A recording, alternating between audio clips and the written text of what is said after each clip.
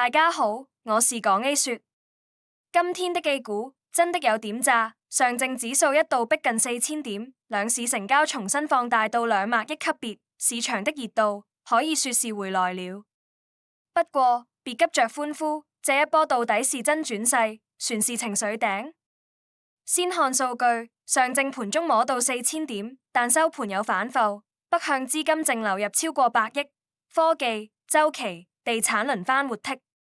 從量能來看，這是一次典型的裂扣性收復行情，資金在找方向，不是在瞎炒。科技板塊繼續領跑，半導體、光刻機、電子化學品全線爆發，新智生產力的故事又被點燃。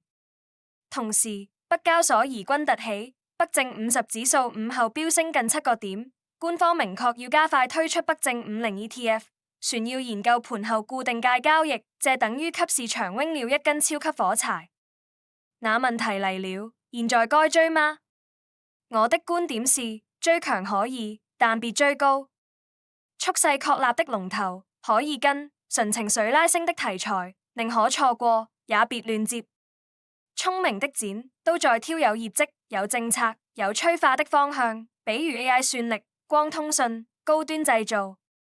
另外一個小思路，當大家都在追科技的時候，別忘了那些被冷落的板塊，消費、醫藥、環保這些低位板塊，一旦有資金回流，反而更容易彈得快。